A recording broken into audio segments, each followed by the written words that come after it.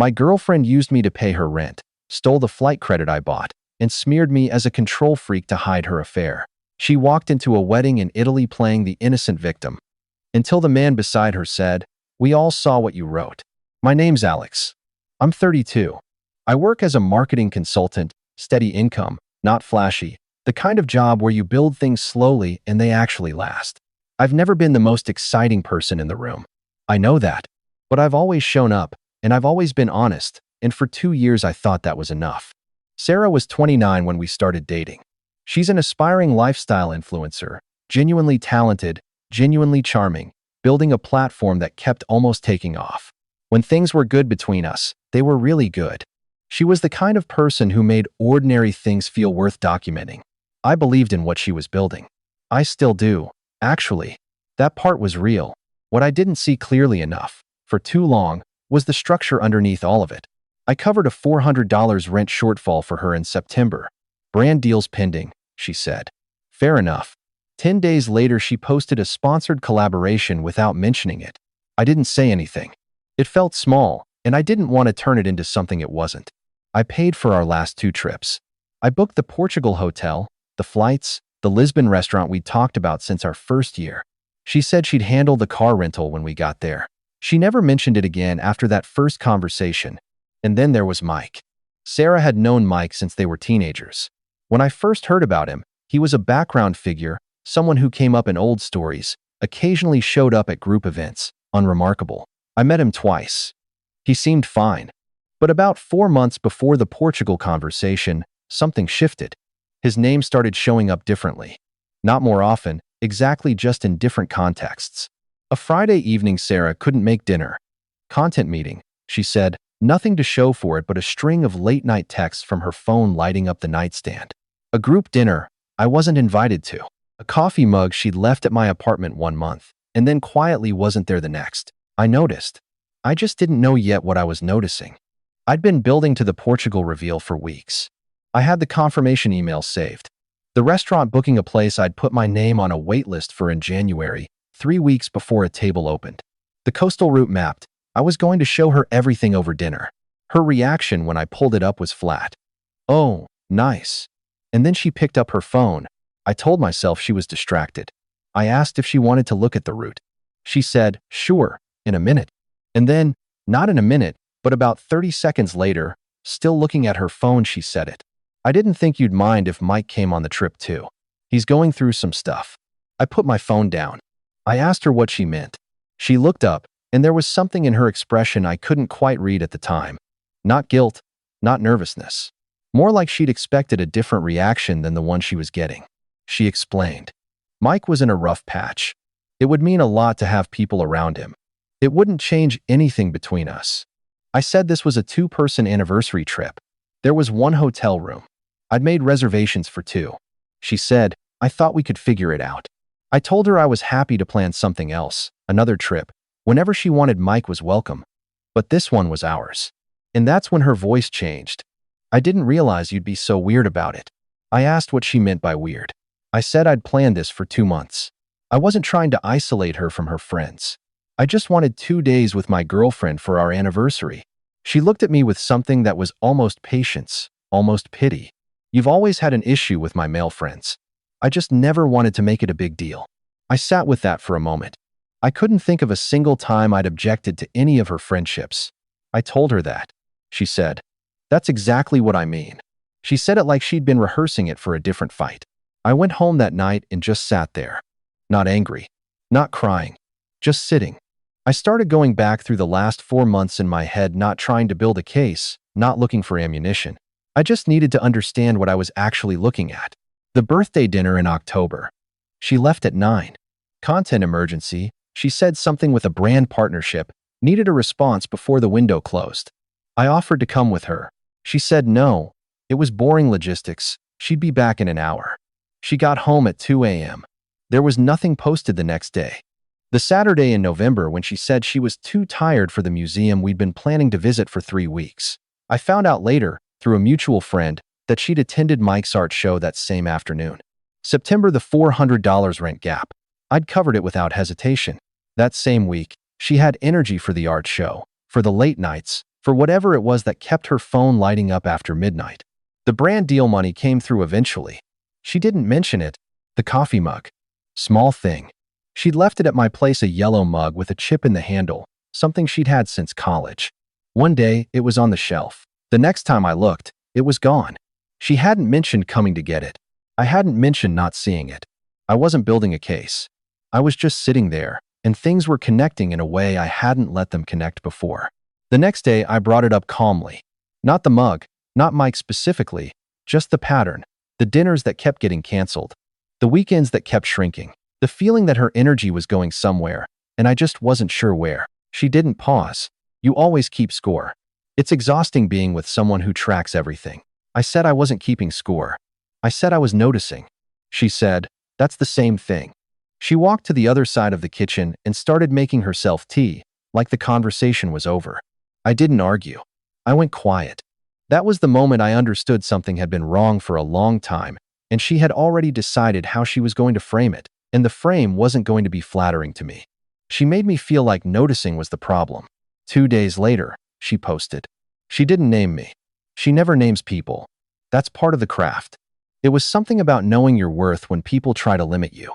About how real love doesn't show up with conditions attached. About trusting yourself when someone makes you feel like your needs are too much. It got 340 likes. 3 of our mutual friends hearted it. By the end of that week, I got a message from someone we both knew, a woman named Priya who we'd met through Jake. Just, hey, is everything okay?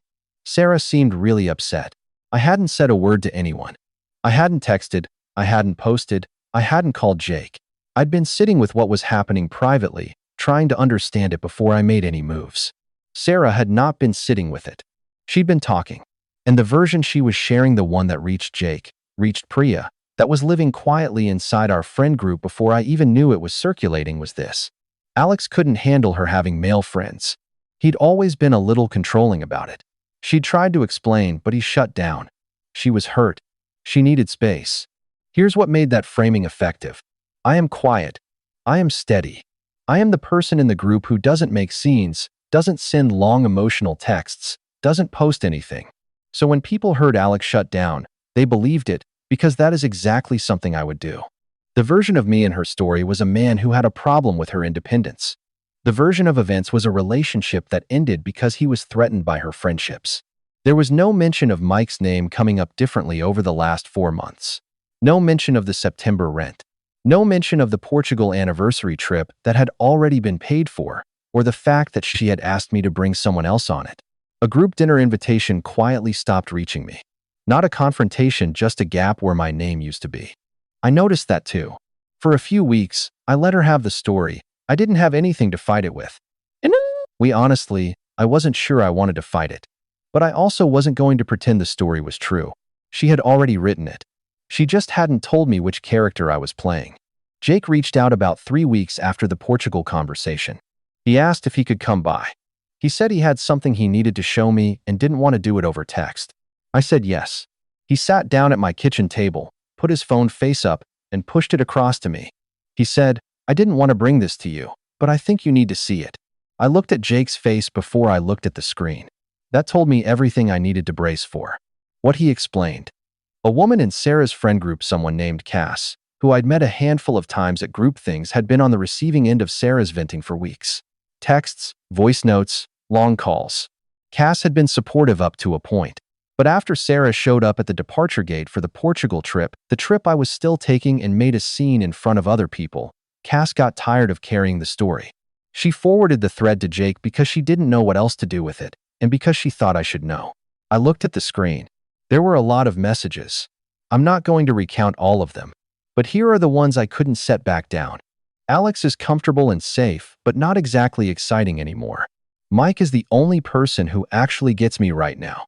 And then this one, which I read 3 times, I just can't walk away from the stability yet. She wasn't in the relationship.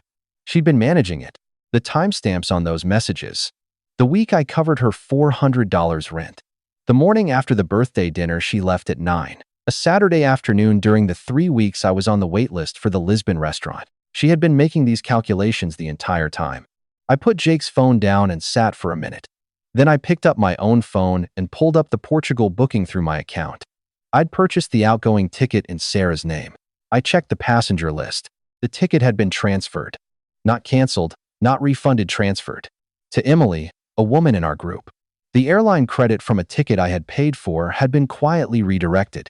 The transfer had gone through the airline's name change process using account credentials Sarah still had access to from a trip we'd booked together the previous year. While she was posting about heartbreak, she was pocketing the airline credit. I didn't yell when I saw it.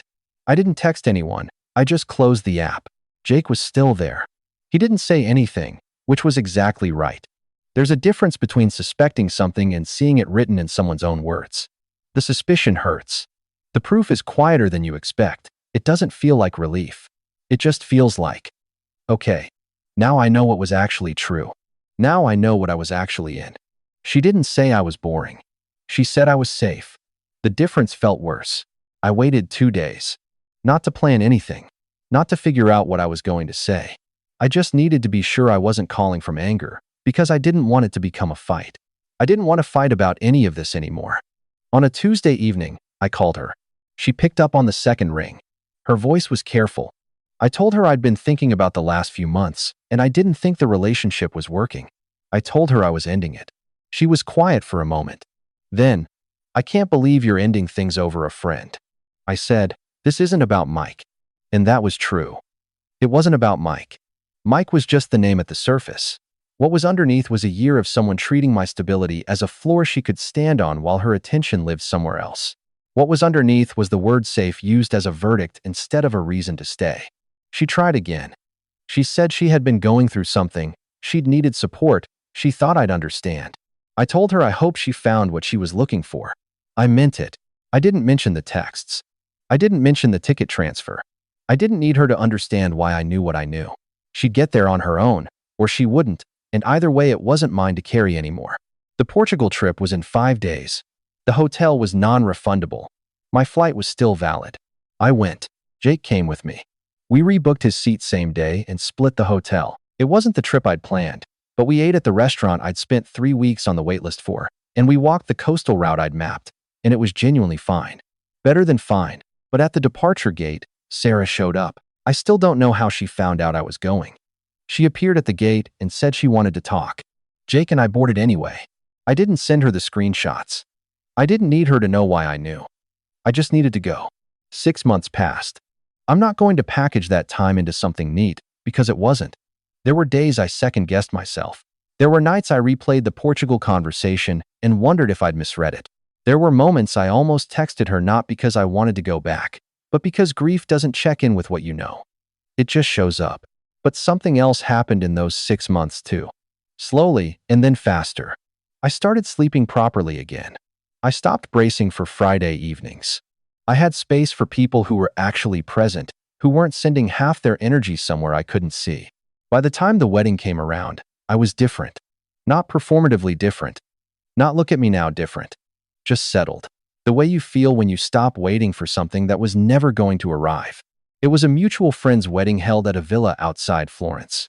Long planned, on everyone's calendar before the breakup. Nobody suggested I shouldn't go. I almost didn't book the flight. Then I did. I arrived at the venue on a late afternoon in May, the hills behind it going gold in the light. The whole thing almost embarrassingly beautiful. I felt genuinely okay. That surprised me. I knew Sarah would be there.